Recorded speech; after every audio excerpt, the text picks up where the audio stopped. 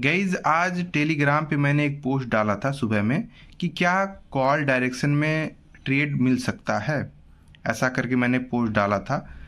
तो गाइज मेरा व्यू था कि मार्केट को नीचे आना ही आना है। मार्केट गाइज जब कॉल डायरेक्शन की तरफ जाना होता है तो इस प्रकार से मार्केट ऊपर नहीं जाती है। ओके, तो मेरा व्यू था कि अभी बायर को बुला रही है और जैसे ही बायर आ जाएंगे उनको ट्रैप करेगी, मार्केट नीचे आएगी, उसके बाद फिर जैसे कुछ सेलर आ जाएंगे फिर मार्केट ऊपर जाएगी। मेरा व्यू यही था और मैं ये सोच रहा था कि मैं रिवर्सल पर ट्रेड करूंगा, क्योंकि आप जानते हैं मैं रिवर्सल पर ही ट्रेड करता हूं। आप मेरा वीडियो देखिए, मैं ज़्यादातर रिवर्सल पर ही ट्रेड करता हूं क्योंकि मेरी साइकोलॉजी वहाँ पर प्रॉपर काम करती है। लेकिन गाइज आज जो मैं आपको नॉलेज देने वाला हूँ ना गाइज, वो चीज़ आपको कोई नहीं बताता। देखिए, मेरा प्रॉफिट हो या लॉस हो इससे कोई मतलब नहीं रहता। मेरा मकसद यही होता है कि मैं आपको एक प्रॉपर नॉलेज दे पाऊँ। और हाँ, आज की वीडियो में एक बंदे ने कमेंट किया था कि फालतू वीडियो, कल मैंने जो वीडियो डाला था गाइज वो फालतू इंसान है, उसको ट्रेडिंग नहीं सीखनी है। तो हर वीडियो पे ऐसा ही कमेंट कर रहा है, उसको ये नहीं पता कि कौन सी अच्छी वीडियो कौन सी बुरी वीडियो है।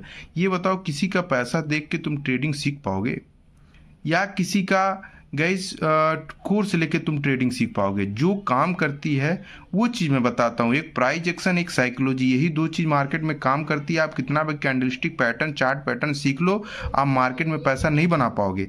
अभी देखो गाइस, मार्केट यहाँ से ऊपर जा रही थी और मैं यही इंतज़ार कर रहा था कि कब गाइज यहाँ पर हमको लगे कि हाँ, सेलर यहाँ पर बायर से ज़्यादा मजबूत हो रहे हैं। और मेरा पूरा ध्यान था गाइज बैंक निफ्टी में। आप देख सकते हैं आज के बैंक निफ्टी का चार्ट कि किस प्रकार से गाइज ये रेंज में फंसा हुआ, और यही रेंज गाइज आज हमारा नुकसान करवाई है। ओके, अभी मैं पूरा नॉलेज आपको देता हूँ। देखिए, जब मार्केट यहाँ से ऊपर जाने लगी तो गाइज मैं यहाँ पर आया, उसके बाद मैंने गाइज इस वाली कैंडल को जब गाइज नापा तो यहाँ पर गाइज जो सेलर था वो इस बायर वाली कैंडल को, यानी कि ग्रीन वाली कैंडल को गाइज बीट न कर पाया, यानी कि इसके 50 वाले लेवल को ब्रेक न कर पाया। मैं आपको दिखा देता हूँ कैसे। देखिए, आपको कुछ भी नहीं करना होता है, आपको ऐसे स्केल लेना होता है और स्केल से आप ऐसे रखेंगे गाइज।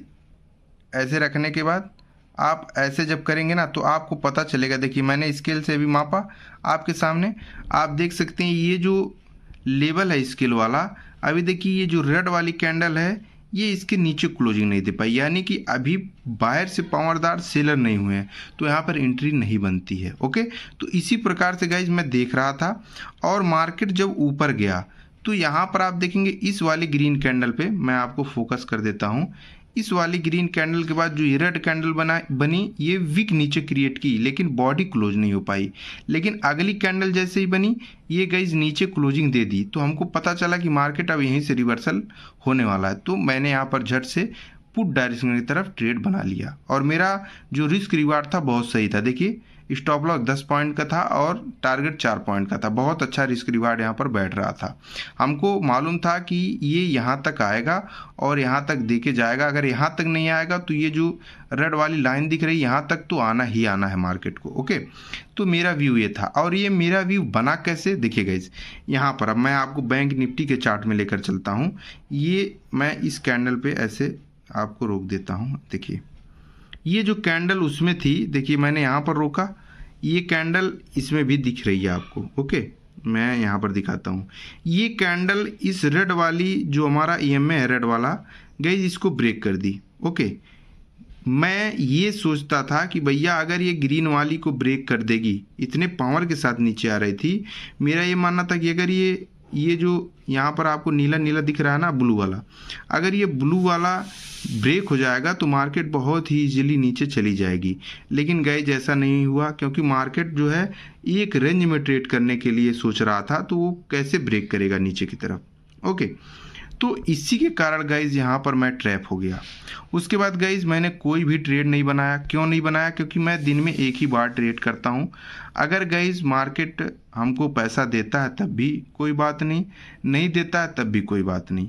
मैं रिस्क और रिवार्ड को प्रॉपर मेंटेन करके चलता हूँ। आप भी मेंटेन करके चलो अगर आपको सच में ट्रेड करना है तो।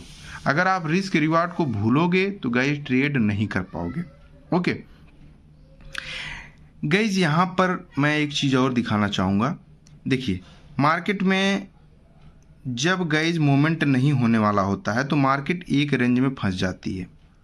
अब बहुत सारे लोग हैं गाइज, वो यहाँ पर भी एंट्री लिए होंगे, बहुत सारे लोग हैं यहाँ पर भी एंट्री लिए होंगे, बहुत सारे लोग हैं यहाँ पर भी एंट्री लिए होंगे। तो आज का मार्केट सिर्फ यहीं पर मोमेंट दी है, यहाँ से यहाँ तक का। बाकी अगर आप पूरे दिन का देखेंगे तो पूरे दिन मार्केट जो है एक रेंज में ही फंसी हुई थी। ओके, अब मैं एक चीज़ आपको सिखाने वाला हूँ कि आप कैसे पता लगा सकते हैं कि बायर और सेलर का रेंज कहाँ पर है, बायर कहाँ पर हट रहे हैं, सेलर कहाँ पे हट रहे हैं। देखिए गाइस, यहीं से इसी पॉइंट से मैं आपको समझाता हूँ। देखिए, मार्केट यहाँ से ऊपर गया, यानी कि यहाँ पर बायर एंटर हुए। ओके, मैं हर वीडियो में आपको कुछ ना कुछ नॉलेज देता हूँ, तो आप समझने का प्रयास करिए। यहाँ से मार्केट ऊपर गया, यानी कि बायर यहाँ पर कुछ ना कुछ इंटर हुए, फिर सेलर यहाँ पर इंटर हुए। ओके, ये सेलर चाहते थे कि मैं इस बायर को दबा ले जाऊं। अगर ये इसके नीचे आता तो अगर यहाँ कहीं बायर घुसा है, यहाँ कहीं एसएल होगा, तो वो अपने एसएल को एग्जिट करेगा, तो मार्केट नीचे फॉल कर जाएगी। लेकिन गाइज, यहाँ पर सेलर उतने मजबूत नहीं थे जितने कि बायर थे। फिर बायर यहाँ पर आए और इस सेलर को हटा दिए, क्योंकि आप देख सकते हैं एकदम मोमेंट के साथ गाइज कैंडल बनती हुई आगे बढ़ी और गाइज इसको ब्रेक कर दी। तो यानी कि यहाँ का जो सेलर था वो हट गया। अब मार्केट पूरे कंट्रोल में है बायर के। फिर से यहाँ पर गाइज जो ये सेलिंग आपको दिख रही है, ये गाइज प्रॉफिट बुकिंग है। जब मार्केट ऊपर जा रही थी, मैं आपको बता दूं, अगर आप कॉल लेकर उसको एग्जिट करते हैं तो आप पुट को बाई करते हैं, अगर आप पुट लेकर उसको एग्जिट करते हैं तो आप कॉल को बाई करते हैं। ये चीज़ ध्यान रखिए। उसके बाद गाइज फिर से कैंडल बनी, कुछ लोग गाइज फिर से यहाँ पर एंट्री लिए। ओके, अब गाइज मार्केट यहाँ पर साइडवेज हो गई।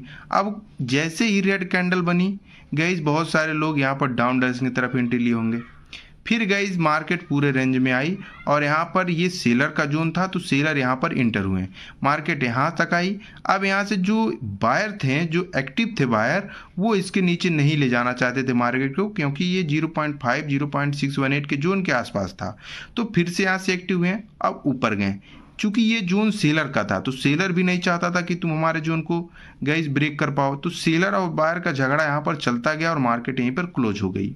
अब बात आती है कि अगर मार्केट इस लेवल को ब्रेक करता तो आप कैसे ट्रेड ले पाते हैं।